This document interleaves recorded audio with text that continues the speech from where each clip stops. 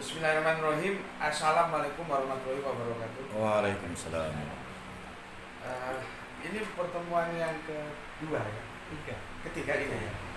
Kita sudah dua kali pertemuan. Alhamdulillah Bapak dalam keadaan sehat dan juga sehat. Kita bisa ketemu lagi.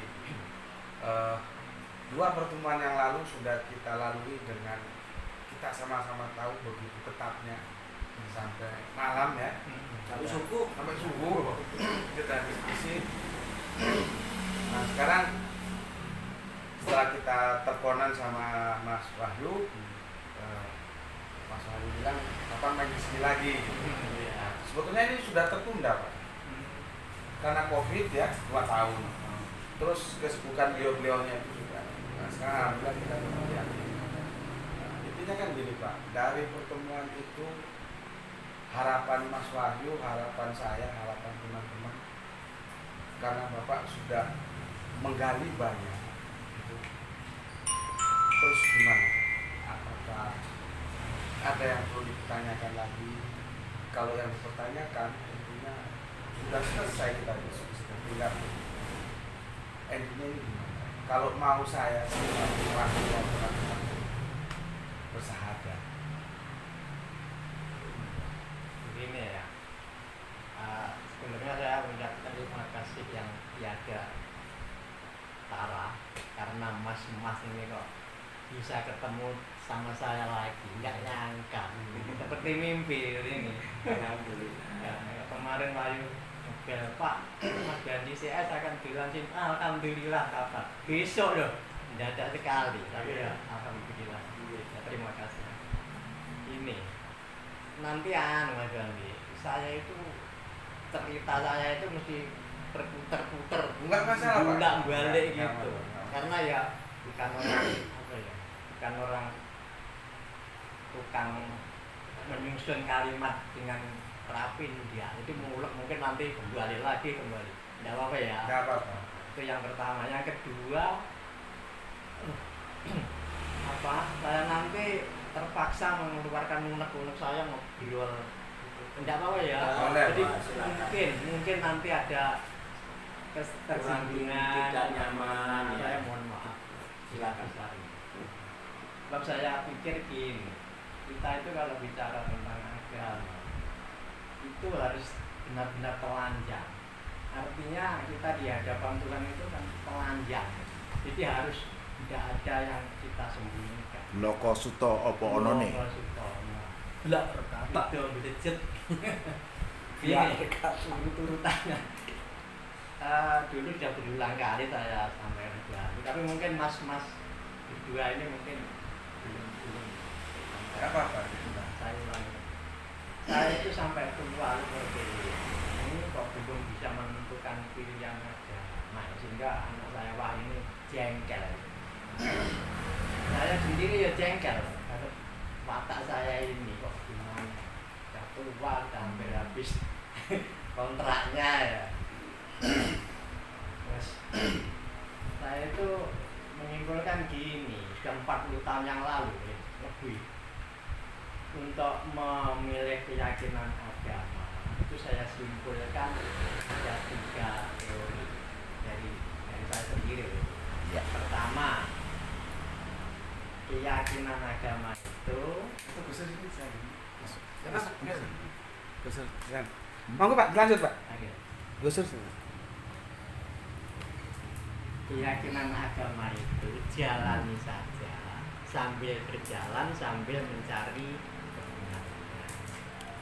Yang kedua, yang namanya keyakinan jalani saja, nggak usah tanya macam-macam. Yang ketiga, jangan menerima sesuatu atau menolak sesuatu dalam kebutuhan. Saya pikir-pikir mencoba milih yang ketiga. Sudah saya duga. Hah? Bapak mesti milih yang ketiga.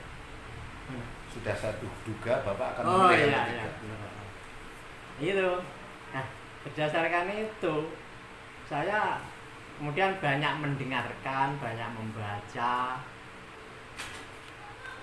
terutama dari kedua belah pihak, yaitu antara Islam dan Kristen. Sebab saya pikir perdebatan yang sengit itu kan antara Islam dan Kristen.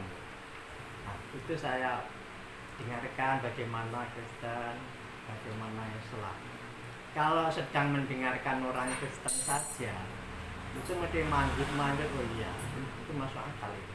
So, tapi kalau hanya mendengarkan Islam tanpa mendengarkan Kristen, itu ya manjut-manjut, oh Islam itu. Itu. Nah, karena terlanjur dua-duanya ini saya dengar, saya bukan menjadi tenang ya, malah bingung. Semuanya kok bener. Jadi ini sama seperti ketika kita melihat TP1, dulu ada acara lawyer club ya. Itu kalau pihak A bicara, pikir oh iya bener ini. Ini ganti B, pihak lawan ini bicara, ini juga bener. Gimana ini? Kan makin bingung. Nah, karena makin bingung, akhirnya angan-angan saya itu menjadi semakin liar, semakin kemana-mana. Akhirnya saya dengar kok ada cerita di koran atau apa itu dari Ahok itu pernah bicara itu sebelum peristiwa Al-Maidah 51 atau berapa itu? Iya. Sebelum itu jauh Ahok pernah bilang gitu, agama itu membuat manusia saling membenci, saling curiga, bahkan saling membunuh. Itu sudah tidak kurang bukti. Saya pikir loh, ternyata kenyataannya di dunia ini korban jiwa berapa ratus juta akibat adanya agama. Nah itu menjadi liar kan ya pikiran. Lebih liar lagi. Sebelum kenal HP itu ya, itu saya pernah dengar kok banyak tokoh-tokoh Kristen yang hijrah ke Islam. Nah, saya pikir wah berarti yang benar ini Islam. Ternyata setelah ada HP, buka YouTube, wah ternyata kok banyak juga tokoh Islam yang hijrah ke Kristen. Kalau saya simpulkan sementara 50-50 gitu. Kok sama kira-kira. Saya pikir lagi, berarti tokoh Kristen yang pindah ke Islam itu dulunya tahu persis isinya Kristen bagaimana, akhirnya di situ tidak nyaman, tahu negatifnya, pindah ke Islam. Sebaliknya tokoh Islam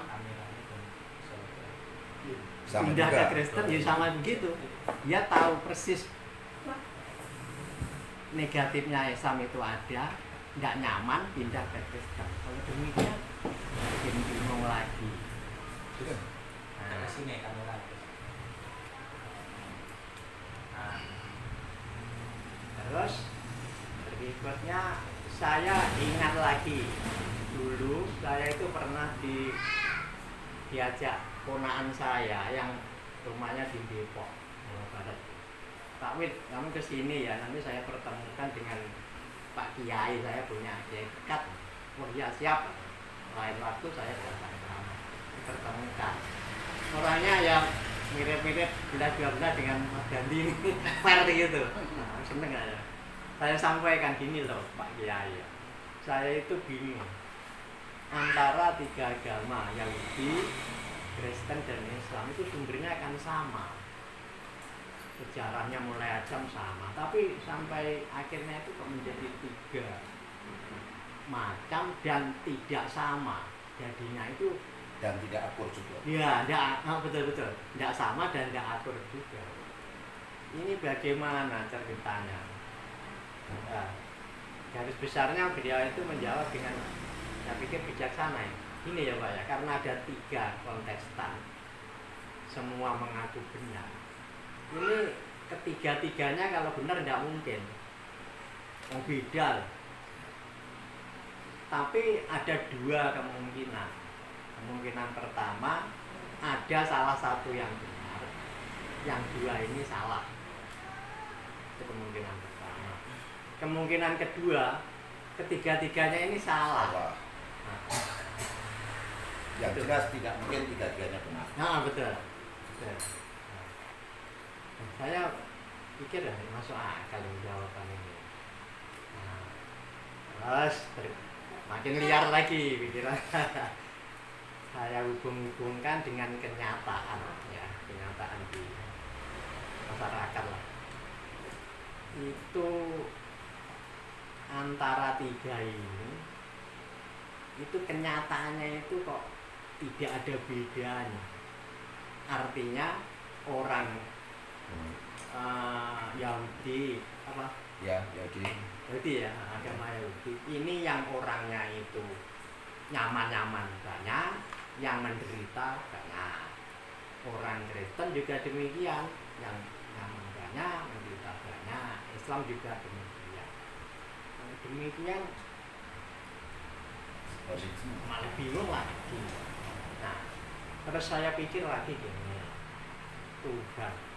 Kalau saya ya tentang Tuhan itu, tentang adanya Tuhan 100% saya yakin pasti ada dan harus ada. Kalau tidak ada, siapa yang menciptakan dan mengatur jagat raya ini? Jadi pasti ada, yakin 100%. Oke. Terus yang menciptakan Tuhan siapa? Hah? Yang menciptakan Tuhan? Ya. Tidak ada lah. Katanya tadi harus ada yang menciptakan. Alam seisinya. Alam seisinya itu Kan kerangka berpikir Bapak, Tuhan itu harus ada. Kalau nggak ada, siapa yang menciptakan? Kan begitu toh? Betul. Artinya konferensi bahasanya itu di pencipta. Tentang konteks cipta mencipta. Ya kan? Nah, sekarang saya bertanya, Tuhan siapa yang ciptakan kalau gitu? Ayo. Iya kan? Masih ulang ya Mas? Ayo, tak kocak saiki. Jagat raya seisinya ini Ada pasti yang ada yang menciptakan. Setuju. Makanya ada Tuhan. Siapa yang menciptakan? Tuhan. Nah, iya.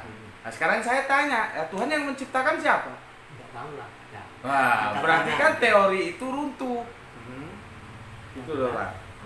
Teori yang bener ditanya loh. Benar. teori itu runtuh kalau Bapak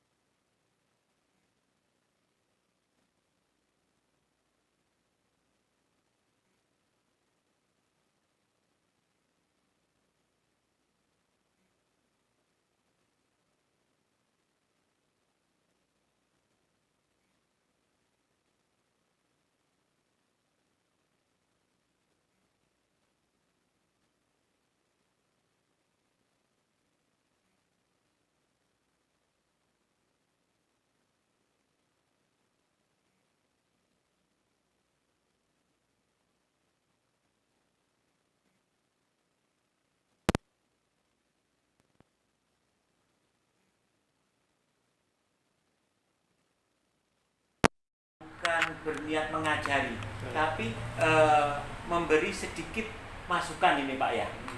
Sebenarnya kalau melihat agama itu ada 3 parameter Pak. Apalagi agama monoteisme ini yang mengenal satu Tuhan. Ya, ada Islam, ada Yahudi, Kristen dan Islam, ya kan?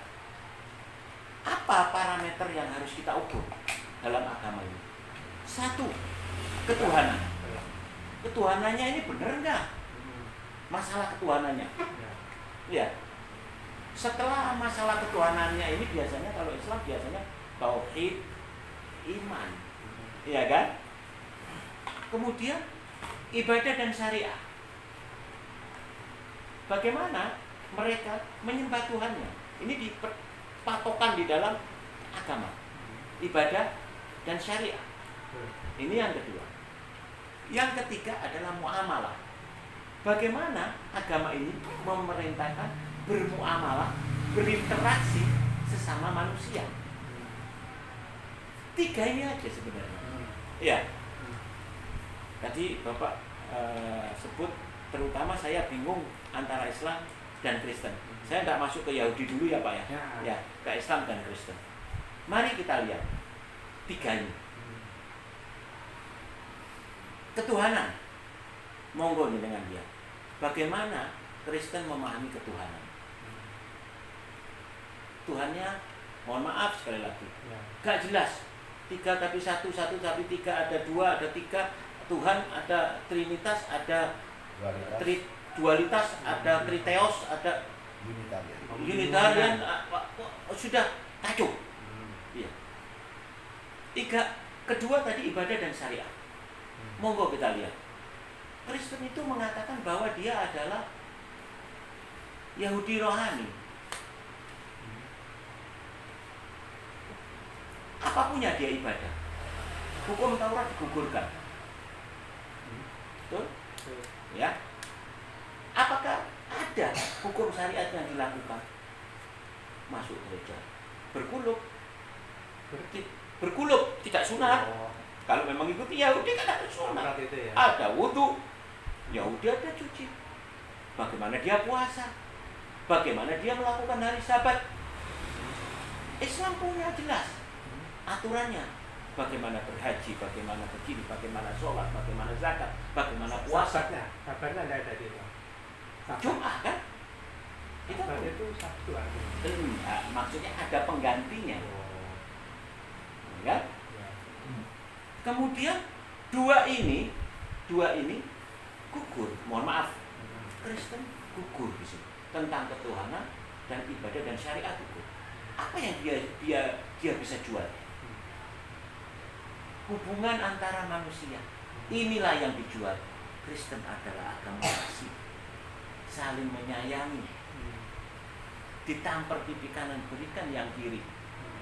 Kenyataannya tadi Nabi Isa ditampar sama tua Yahudi. Dia bilang, mengapa kau tampar aku kalau aku menyampaikan kebenaran? Apa sebabnya? Apa? Kalau salah tunjukkan salahnya. Kalau salah tunjukkan salahnya. Kenapa aku kau tampar? Nah, oke. Jadi dia itu Pak hanya bisa menjual agama kasih. Nanti dulu, belum berlanjut. Setelah ditampar oleh yang Yahudi, Apa? Bisa tanya. Kenapa kau tampar? Kenapa aku Jawabnya tampar? Yahudi gimana? Nggak dijawab. Enggak dijawab wong ini di pengadilan. Berarti terus sama. Kenapa? Maksudnya kenapa Yesus tidak memberikan pipi yang satunya? Oh itu. Kan katanya ditampar pipi kanan, berikan pipi kiri. Dia mau jual kasih, agama kasih. Karena cuma itu yang bisa dijual. Oke, saya mau lihat apakah Islam punya kasih? Bapak buka Quran, pertama Bismillahirrahmanirrahim. Apa artinya Pak? Dengan nama Allah yang Maha Pengasih. Itu baru ayat pertama. Alhamdulillahirabbil alamin. Ar-Rahmanir-Rahim. Diulang lagi. Itu baru ayat pertama, Pak. Surat pertama udah kasih yang ditunjukkan. Kemudian Kalau kita lihat, wabtaghi fima ataqallahu darul akhirata wa la tansa nasibaka minad dunya wa ahsin kama ahsanallahu ilaika wa la tabghil fasada fil ardh innallaha la yuhibbul mufsidin. Wabtaghi fima ataqallah, carilah apa, wabtaghi fima, apa yang diberikan oleh Allah tentang hari akhirat, dan janganlah kau lupakan duniamu, dan berbuat baiklah kamu kepada manusia sebagaimana Allah menyuruhmu berbuat baik. Jadi ayat-ayat kasih itu bertaburan di dalam Al-Quran, sangat bertaburan ayat-ayat kasih. Tapi di framing seolah-olah agama Islam ini agama teroris, agama perang, agama ini. Bapak kalau lihat sejarah, Bapak baca sejarah, mundurlah 2000 tahun yang lalu, mundurlah 1500 tahun yang lalu, sebelum ada Nabi Muhammad. Siapa yang berperang, Pak? Yang menamakan agama kasih ini memerangi saudara tuanya. Habis-habisi. Menghabiskan semua. Habisnya Kristen. Menghabisi ya, bukan Kristen. Nah, Bapak nggak tahu tentara tempra bagaimana? Nggak tahu. Nah, jadi itulah sejarah diperlukan, Bapak. Jadi begitu, Pak. Saya melihat semoga nanti dengan pertemuan kita ini Bapak tidak bingung lagi. Jadi patokannya 3, Pak. Ketuhanan, ibadah dan syariah, kemudian hablu minan nas ini katanya. Hubungan dengan sementara tentang ketuhanan. Ya, ayo Pak. Ini. Memang banyak orang Kristen yang pindah ke Islam gara-gara sulit memahami Tuhan kok 3. Ya. 3 dalam 1 gitu ya. Nah, tapi dalam Kristen itu kan ada dua aliran besar ya. Ya. Satu aliran gereja pada umumnya, yang satu aliran saksi Yehova. Kalau yang Trinitas itu yang gereja umumnya itu, yang saksi Yehova itu tidak percaya adanya Trinitas, tapi mirip-mirip dengan Islam. Ya, Tuhan satu, terus kalau Roh Kudus itu katanya tenaga aktif itu, anak itu pribadi tersendiri, bukan pribadi. Itu saksian Yehova. Terus saya pikir-pikir lagi tentang saksi Yehova itu, saya kira sudah agak mudah diterima ya, kan mirip Islam. Betul, ya. Tapi yang untuk gereja itu kok masih ngotot kalau 3. Bahkan kalau di Indonesia saksi Yehova itu disebut bidat istilahnya. Nggak diterima. Dulu ketika zaman Soeharto itu dilarang, ketika Gus Dur itu diperbolehkan, gitu kan? Ya. Terusnya tentang Trinitas tadi, saya nani itu begitu, kok terlalu dari siji. Saya tahu sendiri gini, seperti listrik ya. Listrik itu sumbernya kan dinamo atau aki atau baterai. Terus listrik ketika masih berupa dinamo itu kan nggak bisa nyampe kepada manusia. Bahkan manusia kalau menyentuh langsung pada dinamo akan terbakar, nggak kuat lah. Nah, makanya dinamo yang berisi arus listrik ini supaya bisa dijangkau oleh manusia, Mengejar lantah. tidak ada komponen lain yang namanya lampu bola misalnya ya, lampu bola. Lampu bola ini baru bisa hidup kalau dilewati arus yang sumbernya dari dinamo mengalir ke lampu bola. Setelah nyampe di lampu bola, kemudian manusia baru dapat menikmati, bisa berhubungan langsung. Nah, saya pikir maksudnya apa begitu ya. Jadi Allah Bapa itu mungkin loh, maksudnya itu dinamonya. Roh Kudus itu setrumnya, anak Allah itu adalah lampunya. Ini semuanya ini kan disebut listrik.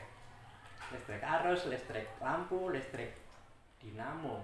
Makanya oleh itu mengatakan Allah Anak, Allah Roh Kudus, Allah Bapa. Kurang lebih begitu. Kalau setrumnya enggak ada, nyala enggak lampunya? Setrumnya enggak ada, ya lampunya enggak nyala. Betul.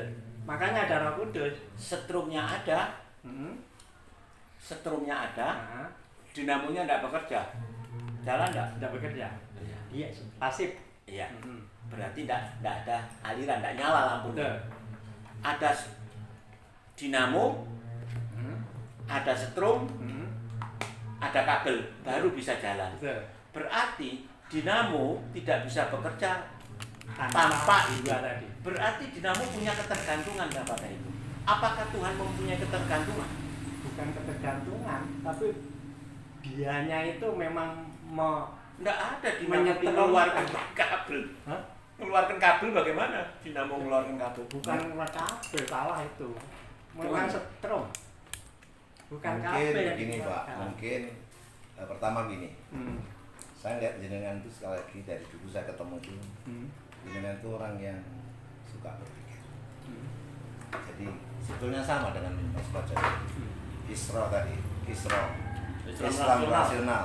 Artinya jenengan itu tipe seorang pemikir, itu segala sesuatu rasional. Karena itu saya sudah menduga. Pilihannya tadi kan pilihannya ketiga, harus paham kan gitu ya. Kalau nggak paham ya ngapain juga gitu. Oh, saya wow. Nah, jadi cara berpikir penjenengan dalam konteks ini sudah terbaca. Nah, yang menjadi masalah kalau kemudian sebetul saya potong dulu.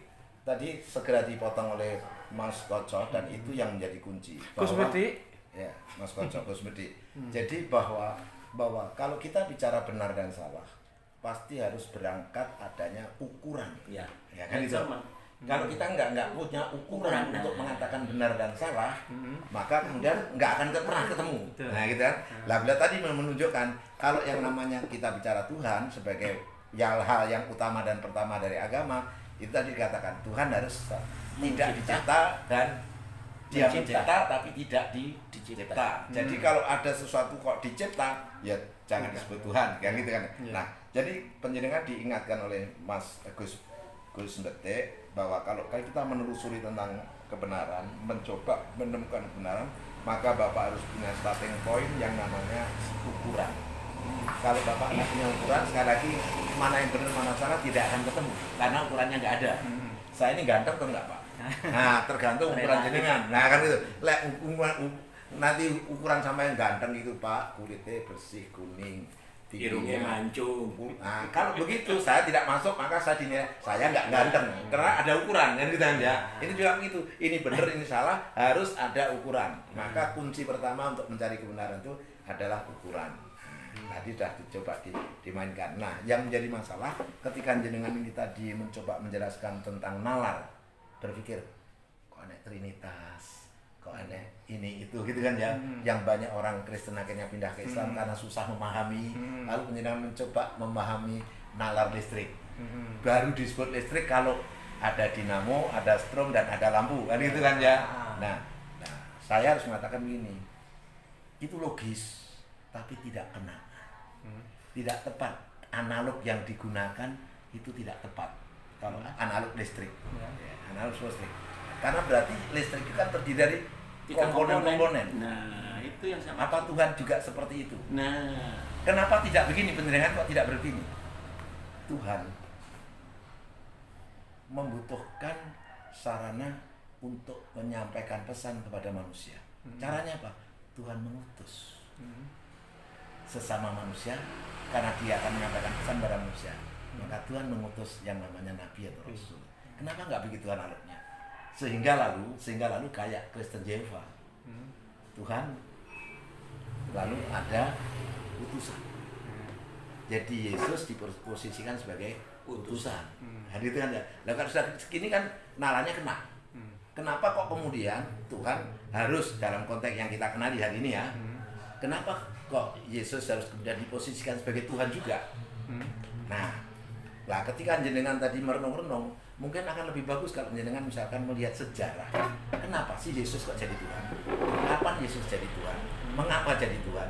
Nah, kalau kemudian kita membaca sejarah proses penunjukan Yesus sebagai Tuhan, nah kita jadi tahu ada kesalahan di sini.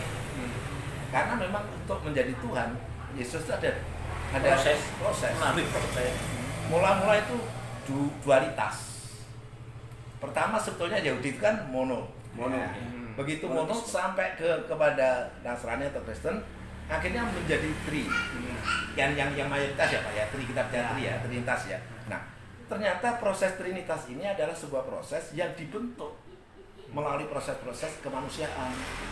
Misalkan ada sebuah konsili, pertemuan antara kaisar, antara siapa tadi pendeta ini atau tanda petik rasul-rasul ini, Konstantin. Itu Konstantin sang kaisarnya. Pendetanya tadi. Antara pemikiran Arianis dan siapa sebentar. Itu ada Arianis satu, yang Arianis itu yang akhirnya menang atau kalah itu? Sebentar. Error aku. Ya, jadi ada perdebatan di sebuah konsili atau rembuk bareng. Nah, yang dihadiri oleh sang kaisar Konstantin.